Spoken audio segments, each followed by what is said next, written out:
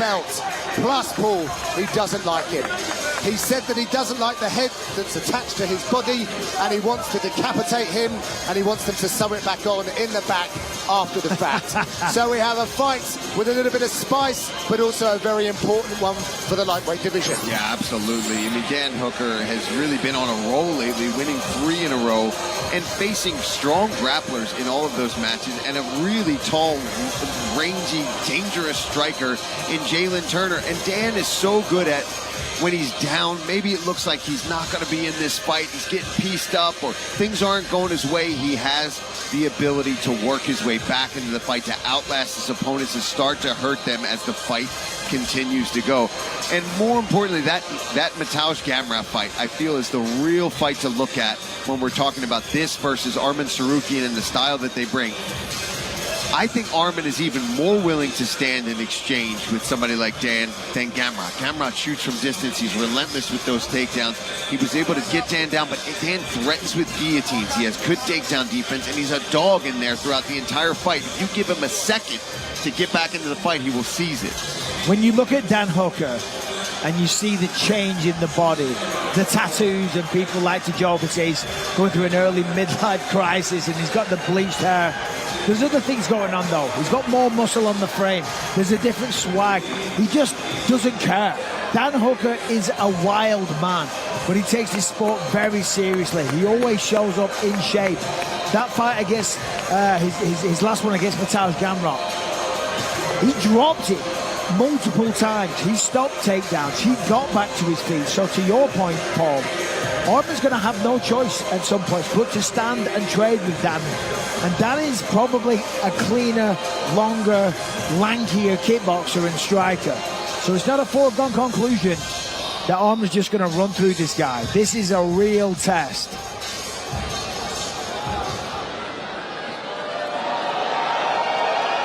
Ladies and gentlemen, this is the main event of the evening. Our 3 judges scoring this contest at octagon side are Ben Cartledge, David Letheby, and Clemens Werner. And a referee in charge of the octagon, Mark Goddard. And now, for those in attendance and UFC fans watching around the world, this is the moment you've all been waiting for. Live from the sold-out ABHA Arena in Doha, Qatar.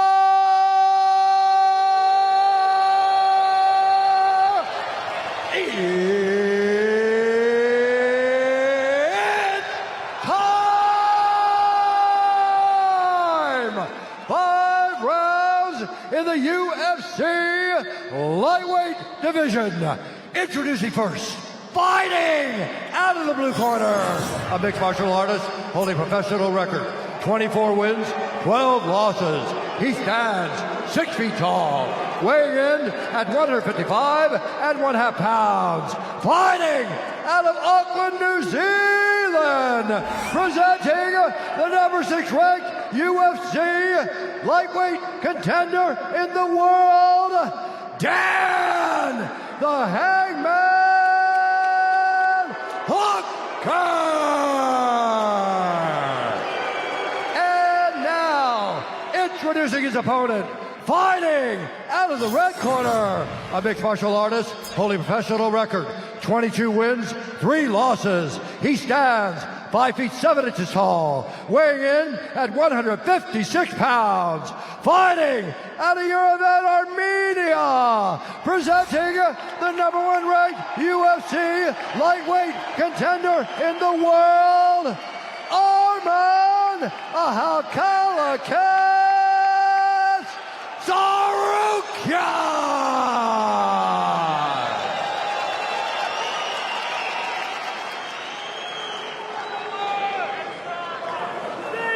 Okay, gentlemen, you understand the rules you're fighting there. Listen to me at all times, keep yourself protected. When I say stop, you stop. If you want to touch, do it now. God bless. They're going to touch this time with the gloves. Is here in Doha. Is the Makhachev here in Doha. Straight to it. 5-minute rounds if they need them. You can tell straight away from the body language of Dan Hooker. This man doesn't care. He's not intimidated one little bit. He won't care about those betting lines. Huge underdog coming in, but when he's doubted, when he's battered and bleeding, facing danger, Hooker's the type of guy to yell that he loves this kind of stuff. I mean, obviously, the man sat right next to me knows Dan Hooker more than anybody. I love that Dan touched Arman's glove, but wouldn't touch my glove. He headbutted him yesterday. Come on, Dan. He didn't touch your glove? No, we didn't. We didn't touch. But anyway, we're cool now. So it's all good. Here we go. First shot attempt here. Dan gets under. Nice beautiful inside trick. Defense saved Dan there. And that's the difference. You know, Bilal had this position a second ago in the previous fight, and Ian defended it all, but the inside trip is there. Tsarukyan said he's got 25 minutes to make Hooker tired and cut up his whole face. He actually said he wants to drag this out so that he can put a beating on a man from New Zealand. I don't think these guys like one another. No, they don't. Tsarukyan has taken down 9 of his 11 UFC opponents in the 2 fights that he did. Landed a knee there. Good knee from Tsarukyan. Head kick. Blocked but felt. Good hands from Tsarukyan.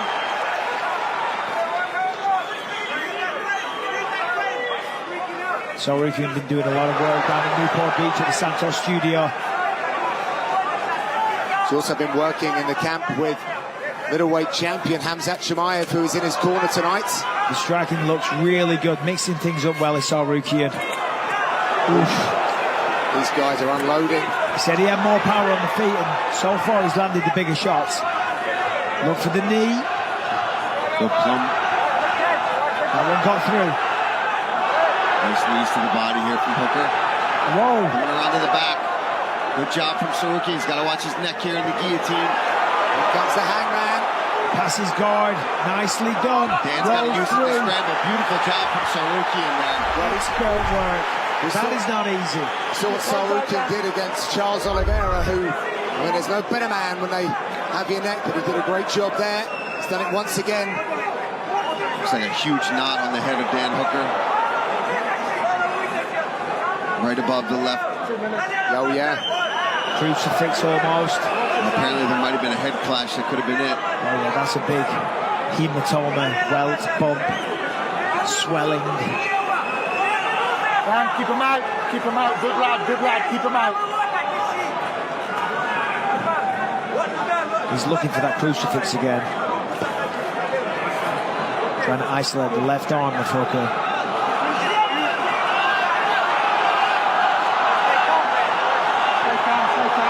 Arman might pull him up for a Kimura. Right arm. Yeah, Dan's got to be careful.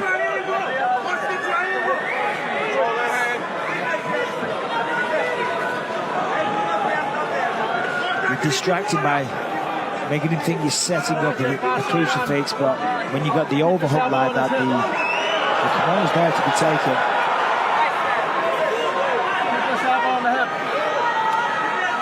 Yeah, Dan's got to try to frame with that right arm, push off, try to get that left knee, get that shin shield across the hips of Arman Tsarukyan.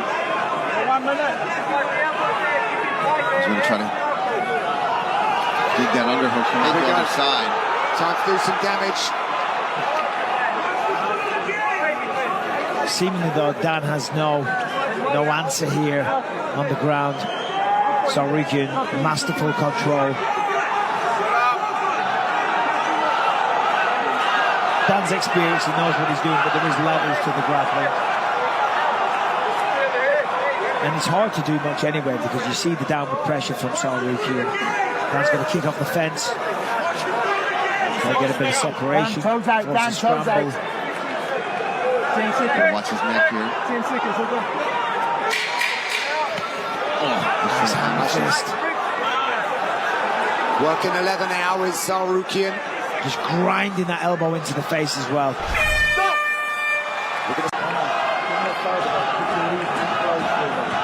close. All right, good man. Right, both men are ready, and of course Dan Hooker's smiling, but that eye does not look very pretty. Not at all. No, I wish they'd even kept that end swell on there even longer. Long rangy weapons of Dan Hooker at play here. I like that Tsarukyan is using those body kicks too, because he knows even if Dan catches it, he's not going to try to take him down off of that, so he can kind of throw them freely. He's employed those kicks really well. He did so against Mateusz Gamrot last time out, UFC 305. I'd like to see more straight shots from Hooker, like we saw a second ago. He's throwing a lot of kicks, a lot of jabs, 1-2, straight down the pipe. It would really serve him well. Snatch that. Guillotine again. Wow, look at that. I mean, come on.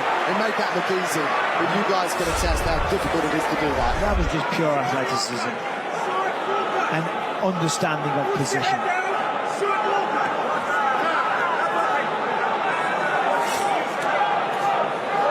Now they're out right in the center of the octagon here. Lots of space. And as we said on the walk, and everyone knows, you know, he controlled Charles Oliveira in this position. And in the center of the octagon, so much harder to stand. It's a tough spot right now for Dan Hooker. Look at the welt on the leg as well.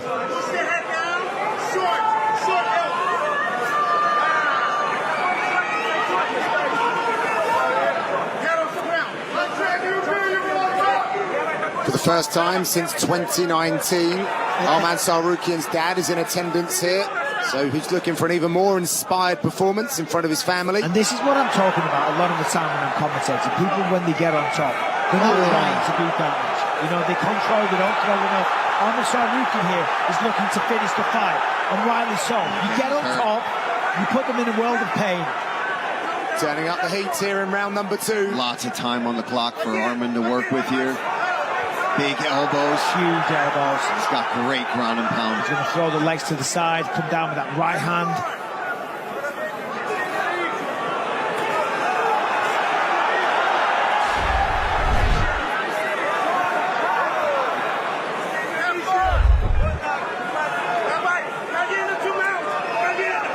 Looking to pass through the guard now, Tsarukyan.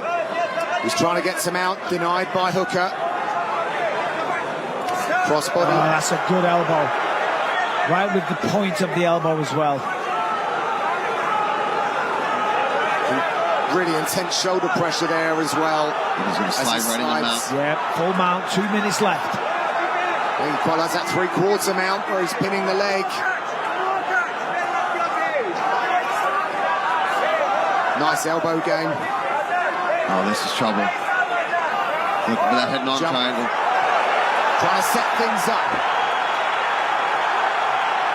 He's deciding whether or not to step off because he could lose position if he doesn't get the choke. Yeah, you can tell Dan's kind of waiting. Oh, he's having to defend it now. It is a coming, coming now for Dan Hooker. It looks like he's coming. There it is. And he submits the hangman. Tsarukyan is back in contention. Faultless performance from the Armenian.